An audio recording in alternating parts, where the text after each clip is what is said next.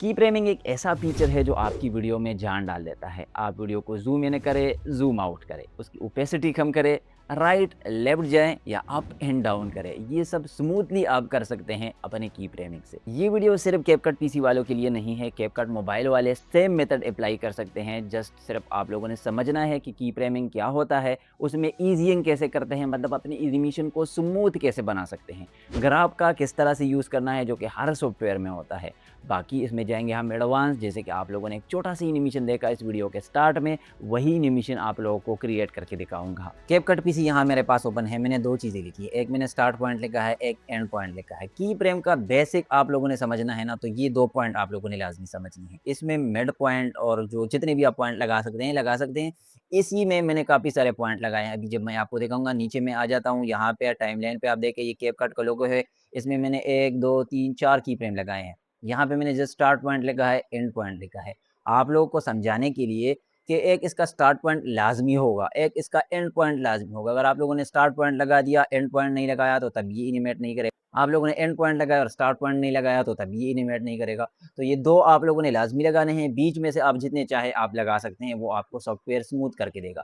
की फ्रेम मतलब कि हर फ्रेम पे आप एक की लगा सकते हैं और सॉफ्टवेयर आपको वो स्मूथ करके देगा। हर फ्रेम पे लगाने की ज़रूरत नहीं है, जितने में आप चाहते हो लगाओ। 10 फ्रेम बाद लगाओ, 1000 फ्रेम बाद लगाओ, बीच में जो भी काम होगा वो सॉफ्टवेयर करके देगा। आपको स्मूथनेस, एनिमेशन वो आपको करके देगा।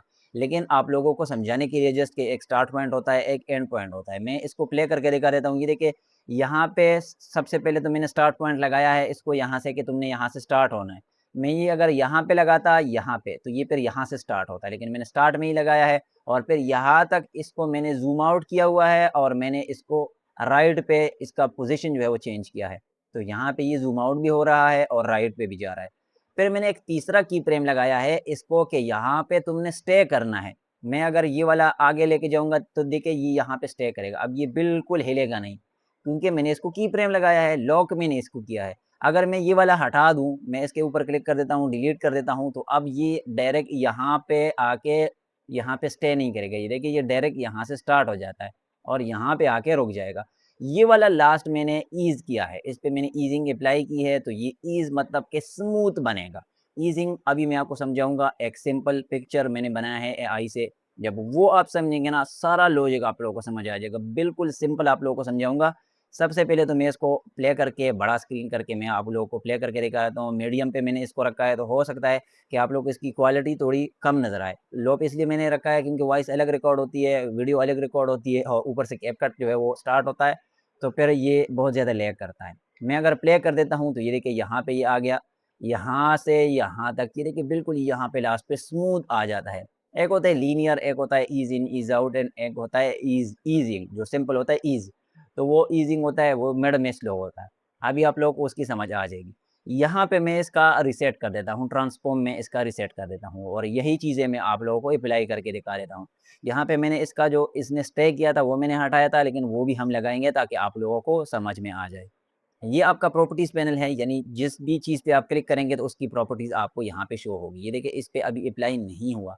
अगर मैं ये लोगो पे क्लिक करता हूँ कैपकट के, तो यहाँ पे ये आपको ब्लू नज़र आएगा और मैं अगर यहाँ ये नीचे बैकग्राउंड है इस पे मैं अगर क्लिक करूँगा तो ये आपको ब्लू नज़र नहीं आएगा, ये सिर्फ़ डायमंड शेप आपको नज़र आ रहे हैं। तो ये जब आप लगा लेते हैं और उसके ऊपर जब आपका ये प्ले हेड होता है या आपका जो सीटीआई होता है, इसको प्ले हेड बोलते हैं या सीटीआई बोलते हैं। तो जब प्ले हेड उसके ऊपर आता है तो ये ब्लू होता है, आपको दे बताता है कि ऑलरेडी की फ्रेम लगा है। अगर इसको मैं थोड़ा-सा आगे लेके जाता हूँ तो ये देखिए ये सिंपल ब्लू हट गया है इससे और ये सिंपल जो है वो डायमंड शेप बन गया है। मैं अगर इस की फ्रेम पे आ जाता हूँ तो ये फिर आपको यहाँ पे शो करेगा कि यहाँ पे की फ्रेम लगा है, ट्रांसफ़ॉर्म पे पूरा नहीं लगा, स्केल पे लगा है और आपके पोज़ीशन पे लगा है। पोज़ीशन जो है वो बिल्कुल आपका 0 है और स्केल आपका 11 है। आगे जाएँगे तो यहाँ पे फिर आपको शो नहीं होगा, लेकिन जैसे ही आप की फ्रेम पे पहुँचेंगे तो ये ऑटोमैटिक जंप कर देता है, की फ्रेम के मिड पे चला जाता है।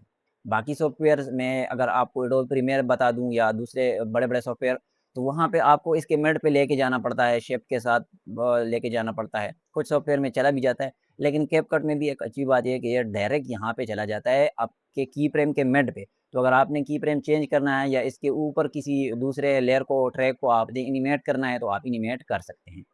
मैं इसको यहाँ से रीसेट कर देता हूँ, ये प्रॉपर्टीज़ पैनल है। प्रॉपर्टीज़ पैनल और ये जितने भी स्केल, पोज़ीशन, रोटेशन, ब्लेंड, ये सारी चीज़ें मैं पिछली क्लास में डिस्कस कर चुका हूँ, तो वो आप बेसिक क्लास जो है वो चेक कर सकते हैं। अगर आप लोगों ने कैपकट सीखना है, सिर्फ़ की फ्रेमिंग सीखनी है, तो कीप वॉचिंग दिस वीडियो।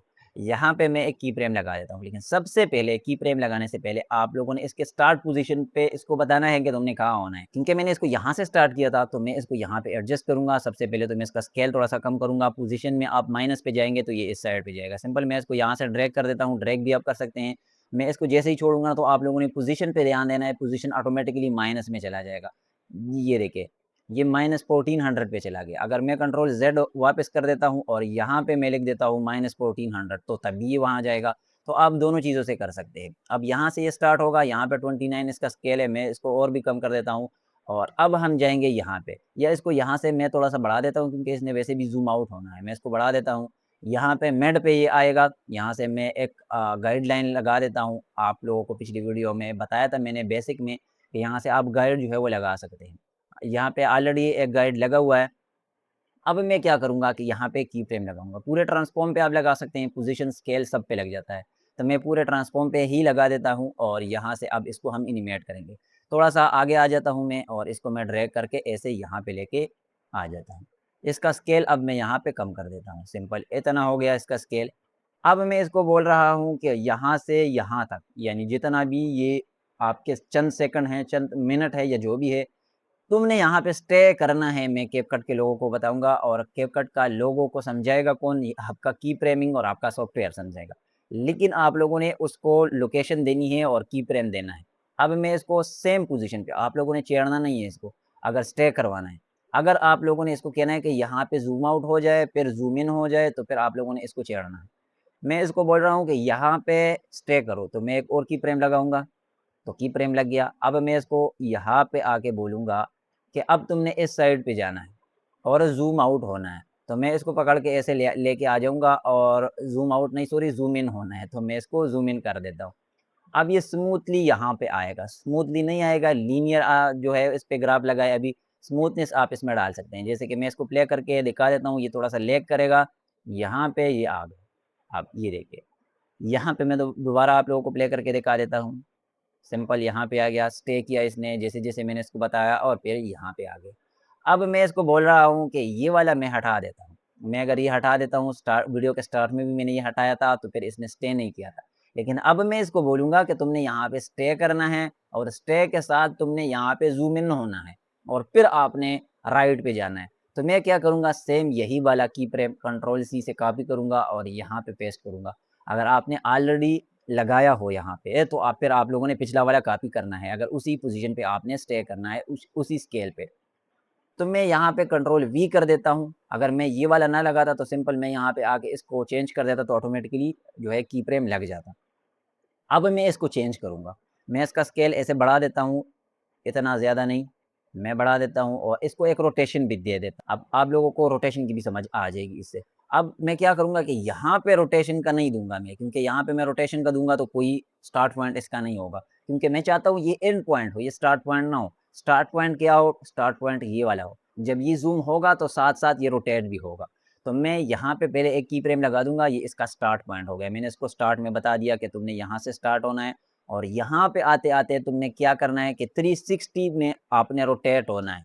अब सॉफ्टवेयर इसको रोटेट कर देगा। ये देखिए, ये ब्लू लग गया है, इसका मतलब है कि आप की फ्रेम लग गया है, यहाँ पे आप लोगों ने फिर परेशान नहीं होना। अब मैं इसको प्ले करता हूँ और सबसे पहले तो बड़ा कर देता हूँ। तो ये देखिए, ये रोटेट भी होगा और यहाँ पे ऐसे ज़ूम इन भी हो गया और चूँकि वो दूसरा की फ्रेम कंप्लीट हो गया, तो अब ये ऐसे जाएगा राइट साइड पे। सिंपल, बहुत ही सिंपल तरीका है। मेरे ख़्याल से इससे सिंपल तो मैं आप लोगों को नहीं समझा सकता। ओपेसिटी पे भी आप लगा सकते हैं। ओपेसिटी पे मैं एक यहाँ पे लगा दूँगा। ओपेसिटी ब्लेंड में होती है, मैं इसको रिवील कर देता हूँ। अब स्टार्ट पॉइंट हम इसको देंगे यहाँ पे कि जब तुमने राइट साइड पे जाना है, तो यहाँ पे 100 होना है, तो मैं की फ्रेम लगा दूँगा। इसको मैं छेड़ूँगा नहीं क्योंकि मुझे यहाँ पे 100 चाहिए, तो मैं इसको नहीं छेड़ूँगा। अगर यहीं पे मुझे 50 चाहिए था, तो मैं यहाँ पे 50 लगा दूँगा, लेकिन मैं स्टार्ट में अगर 50 लगा दूँगा तो यहाँ से ही स्टार्ट हो जाएगा 50। तो मैं यहाँ पे आके इसको 0 कर दूँगा। अब क्या होगा कि ये राइट साइड पे आके गायब हो जाएगा। मैं यहाँ पे प्ले कर देता हूँ। ये देखिए, ये आ गया, फिर ये जाते-जाते गायब हो गया। सिंपल, बहुत ही सिंपल तरीका है। आप लोगों ने देखा होगा कि किसी का नाम होता है वीडियो में, या आप लोगों ने देखा होगा कि एक मूवीज़ वगैरह में होता है कि बहुत सारा टेक्स्ट होता है, वो ऊपर चला जाता है। सिंपल एक इस साइड पे आ जाता है, इस साइड पे आ जाता है, तो वो सारे की फ्रेमिंग से होती है। तो आप लोग यहाँ पे की फ्रेम टेक्स्ट पे भी लगा सकते हैं। सिंपल ये जो स्टार्ट पॉइंट है, एंड पॉइंट है, मैं इसी पे आप लोगों को लगा देता हूँ। मैं इसको डिलीट कर देता हूँ। लोगो हम डिलीट कर देते हैं यहाँ से कंप्लीट, और अब हम इसी पे लगा देते हैं। ये जो आपका start point and and point है। अच्छा, मैंने टेक्स्ट यहाँ पे 2 लगाए हैं, तो एक ही टेक्स्ट पे हम लगा देते हैं। ये बहुत ज़्यादा लैग कर रहा है। मैंने आपको बताया है कि यहाँ पे 300 पेयर एक साथ ओपन है, और पीसी इतना ज़्यादा हेवी नहीं है। तो मैं एंड पॉइंट वाले पे लगा देता हूँ। यहाँ पे देखिए फ़ॉन्ट साइज़ जो है वो आपका यहाँ से आप चेंज कर सकते हैं। नीचे आप जाएँगे तो इसमें आपको की फ्रेम का ऑप्शन दिख जाएगा। मैं यहाँ पे स्टार्ट पे की फ्रेम लगा दूँगा, इसको बोलूँगा कि एंड पॉइंट तुमने यहाँ पे होना है, और यहाँ पे आते-आते तुमने नीचे आ जाना है। तो मैं क्या करूँगा, मिड में आ जाऊँगा। अगर आप लोगों ने लास्ट में लगाना है तो आप लास्ट में भी लगा सकते हैं, यानी जितना भी आपको चाहिए आप लगा सकते हैं। लेकिन मैं इसको यहाँ तक बोलूँगा। मैं इसको पकड़ के ऐसे नीचे लेके आ जाता हूँ, तो ये देखिए ऑटोमेटिकली यहाँ पे की फ्रेम लग जाएगा, क्योंकि मैंने ऑलरेडी सॉफ्टवेयर को बताया है कि मैंने स्टार्ट में की फ्रेम लगाया है। तो मैं जैसे ही इसका पोज़ीशन चेंज करूँगा, स्केल चेंज करूँगा, तो ये ऑटोमेटिकली एक की फ्रेम लगा देगा। अब यहाँ पे मैं इसको छोड़ देता हूँ, की फ्रेम यहाँ पे लग गया, लेकिन सॉफ्टवेयर थोड़ा-सा स्लो है। ये देखिए मैंने की फ्रेम पे ऐड किया है, आई डोंट नो इतना ज़्यादा भी स्लो नहीं है, लेकिन इस टाइम क्यों ये इतना स्लो है, हो सकता है विंडो का अपडेट चल रहा हो बैकग्राउंड में ऐसे। तो यहाँ से अब मैं प्ले करके आप लोगों को दिखा देता हूँ। ये देखिए ये इस तरह के स्मूथ नहीं है। अब इसमें स्मूथनेस हम डालेंगे, लेकिन उसके लिए अभी पहले मैं आपको समझा देता हूँ कि यहाँ पे जो टेक्स्ट होता है उसके स्केल पे भी आप लगा सकते हैं, उसके पोज़ीशन पे भी आप लगा सकते हैं, उसके रोटेशन पे भी आप लगा सकते हैं। यहाँ पे मैंने ट्रांसफ़ॉर्म पे एक साथ लगाया, लेकिन आप अलग-अलग लगा सकते हैं। अच्छा, स्केल के अंदर आपके 2 ऑप्शन होते हैं। यहाँ पे ये जो यूनिफ़ॉर्म स्केल लिखा है ना, ये अगर मैं हटा दूँ, तो यहाँ पे होता है स्केल विद स्केल हाइट। जो स्टार्ट में एनिमेशन प्ले हुआ, उसमें कैपकट लोगो ऐसे टपकता है, तो वो स्क्वीज़ होता है।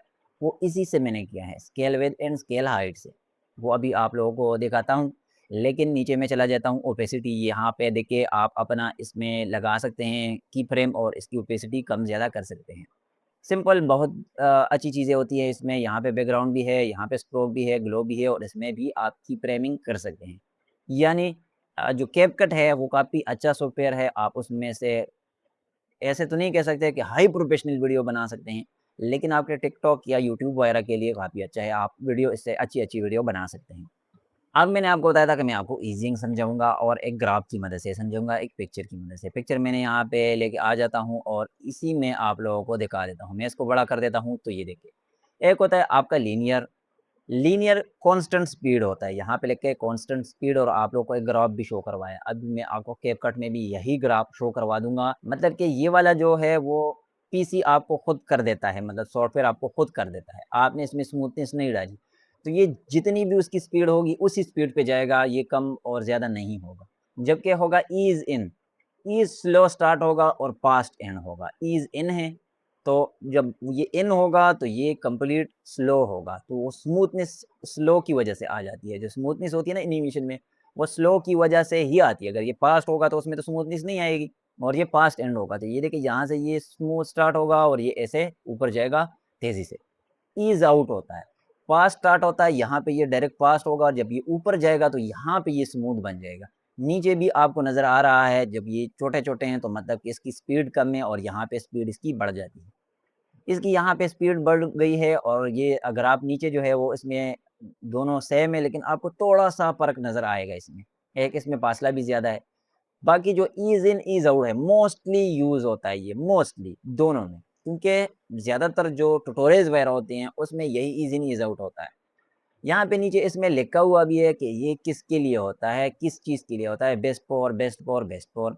यहाँ पे क्विक टिप भी दिया है एआई ने कि ease in out is the most natural and professional choice for most animation. मैंने आप लोगों को बताया ट्यूटोरियल में ज़्यादा होता है, एनिमेशन किसी भी चीज़ में आप डाल सकते हैं। जैसे कि मैं अपनी वीडियो में मैंने स्टार्ट में डाला था, तो एनिमेशन का मतलब ये नहीं है कि कार्टून वगैरह के लिए होता है। आप किसी भी चीज़ में एनिमेशन डाल सकते हैं। एनिमेशन मतलब मूवमेंट आप डाल सकते हैं।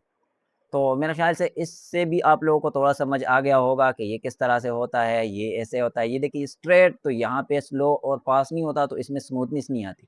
और इसमें दरमियान में जो है वो थोड़ा-सा फ़ास्ट होता है, बाकी एंड भी ये स्लो होता है, और स्टार्ट भी ये स्लो होता है। मैं कंट्रोल शिफ्ट और एफ से इसको छोटा कर देता हूँ और इसको यहाँ से मैं कर देता हूँ डिलीट। अभी मैं आपको दिखा देता हूँ इसका ग्राफ, जो कैपकट के अंदर ग्राफ होता है। अभी मैंने आपको इस पिक्चर में समझाया है। इसका स्टार्ट में आपको उल्टा लगेगा, लेकिन जब मैं 2 की फ्रेम लगाऊंगा ना, तो फिर एग्जैक्ट इसी तरह से आप लोगों को समझ में आ जाएगा। एंड पे मैं क्लिक कर देता हूँ तो 2 की फ्रेम है यहाँ पे, एक ये वाला है, एक ये वाला है। मैं अल्ट और के प्रेस करूंगा तो इसका ग्राफ शो हो जाएगा कैपकट पीसी में। इसका ये शॉर्टकट है, या आप इस पे राइट क्लिक करेंगे, यहाँ पे इसका ऑप्शन होता है, यहाँ पे होता है हाइड। अभी हाइड का आ रहा है, लेकिन फिर यहाँ पे आपका शो होगा। मैं अगर हाइड कर देता हूँ, यहाँ पे राइट कर देता हूँ मैं, तो यहाँ पे होगा शो वेरिएबल स्पीड एनिमेशन। तो इस पे आप क्लिक करेंगे तो आपका ग्राफ जो है वो शो हो जाएगा। ये आपका जो लीनियर है, अभी हमने इसको स्मूथ नहीं बनाया, हमने कोई ईज इन ईज आउट या ईजिंग नहीं अप्लाई किया, तो इसलिए यहाँ पे आपको जो लाइन नज़र आ रहा है वो बिल्कुल वो स्ट्रेट है। अब ये वाई एक्सिस का जो है वो ग्राफ है, यहाँ पे वाई एक्सिस शो हो रहा है, यहाँ पे एक्स एक्सिस शो हो रहा है, और यहाँ पे आपका पूरा स्केल शो हो रहा है। मैं इस पे अप्लाई कर देता हूँ, राइट क्लिक कर देता हूँ, यहाँ पे शो ऑल प्रीसेट आप इस पे क्लिक कर सकते हैं, तो आपके पास जितने भी ग्राफ्स होंगे कैपकट में वो आपके सामने शो हो जाएंगे। इसमें आप अप्लाई कर सकते हैं, या सिंपल आप यहाँ पे क्लिक करेंगे तो ease in, ease out and easing यहाँ पे होता है। मैं सबसे पहले ईज़ आउट पे क्लिक कर देता हूँ। ईज़ आउट पे मैं क्लिक करूँगा तो यहाँ पे आपको मैंने बताया था ना कि ये स्टार्ट में आपको उल्टा लगेगा। तो यहाँ पे इस पिक्चर में अगर आपने ईज़ आउट देखा होगा तो वो इस साइड से ऐसे बना था। क्योंकि जब आप दूसरा कोई अप्लाई करेंगे ना, उस पे आप अप्लाई करेंगे तो वो फिर ऐसे हो जाएगा। तो मैं यहाँ से इसको प्ले कर देता हूँ, ये यहाँ से थोड़ा-सा तेज़ आएगा और फिर लास्ट में ये बहुत ज़्यादा स्लो हो जाएगा। ये स्टार्ट में ही आपको स्लो नज़र आ रहा है क्योंकि इसकी ड्यूरेशन बहुत ज़्यादा है। ये देखिए, ये बहुत ही ज़्यादा स्लो हो जाएगा। मैं इसकी ड्यूरेशन कम कर देता हूँ, यहाँ से मैं इसको पकड़ के यहाँ तक लेके आ जाता हूँ, तो आप लोगों को समझ आ ये देखिए, जितना आप ड्यूरेशन कम करेंगे ना, ग्राफ आपका उतना ही यहाँ पे आपको फिर समझ आ जाएगा। ये देखिए, यहाँ पे लास्ट में ये बिल्कुल स्लो हो जाता है। अब मैं इसको थोड़ा-सा बढ़ा देता हूँ और यहाँ पे मैं अप्लाई कर देता हूँ ईज़ इन। मैं ईज़ इन अप्लाई कर देता हूँ, तो अब ये बिल्कुल स्टार्ट में स्लो होगा और लास्ट में ये सिंपल जो लीनियर होता है वो बन जाएगा। ईज़िंग आप अप्लाई करेंगे तो स्टार्ट में भी स्लो होगा और एंड में भी स्लो होगा। ये स्लो, मिड में ये सिंपल आ जाएगा और लास्ट में फिर ये स्लो हो जाएगा। अब मैं दूसरा की फ्रेम यहाँ पे लगा देता हूँ। मैं इसी को कॉपी कर देता हूँ कंट्रोल, या मैं यहाँ पे डायरेक्ट चेंज कर देता हूँ। मैं इसको थोड़ा-सा ऊपर करूँगा तो यहाँ पे एक की फ्रेम लग गया। अब ये देखिए, यहाँ पे मैं अप्लाई करूँगा ना ईज़ आउट, तो आप लोगों को समझ आ जाएगा। ये देखिए, जे पिक्चर में जो था ना वो ये वाला था। तो यहाँ से ये बिल्कुल स्टार्ट में से आ जाता है और लास्ट में ये स्लो हो जाता है। तो मेरे ख़्याल से आप लोगों को इसकी लॉजिक समझ आ गई होगी। यहाँ पे रोटेशन का अलग होगा, मैं अगर क्लिक करूँगा तो यहाँ पे कुछ लगा ही नहीं है। बाकी यहाँ से आप चेंज कर सकते हैं जो भी होगा। आपने अगर एक्स पे अप्लाई किया है, आपने अगर सिंपल स्केल पे अप्लाई किया है, तो यहाँ से आप उसको चेंज कर सकते हैं। अच्छा, अब वीडियो का स्टार्ट में मैंने आपको जो एनिमेशन दिखाया है, वो यहाँ पे हम दोबारा क्रिएट करेंगे। सेम तो क्रिएट नहीं होगा, हो जाएगा, लेकिन उसको देखना पड़ेगा कि वो मैंने किस तरह से बनाया था। लेकिन मुझे इतना याद है कि मैंने पहले इसको बनाया और इस कैपकट वाले को इसके नीचे रखा है मैंने, ताकि वो जब इसके ऊपर टिपके तो इसके साइड ना दिखे, ऐसा लगे कि ये इस पे चिपक गया है। मैं इसको हाइड कर देता हूँ फिलहाल के लिए। सबसे पहले तो इसको हम एनिमेट कर देते हैं, इसका स्केल थोड़ा-सा यहाँ पे मैं कम कर देता हूँ और इसको मैं कर देता हूँ ऊपर। मैं यहाँ पे एक लगा देता हूँ, इस पे की फ्रेम बड़ा कर देते हैं। अपने टाइमलाइन को कंट्रोल प्लस से भी आप बड़ा कर सकते हैं।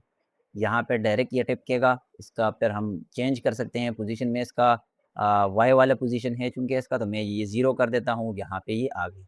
अब मैं प्ले कर देता हूँ, अगर ये बहुत ज़्यादा स्लो आता है तो फिर हम यहाँ पे ये वाला थोड़ा-सा इसके करीब करेंगे तो ये तेज़ आएगा। ये देखिए, ये मैं इसको थोड़ा-सा इसके करीब कर देता हूँ, क्योंकि वो एनिमेशन जो हमारा था उसमें ये बहुत तेज़ी से आता है।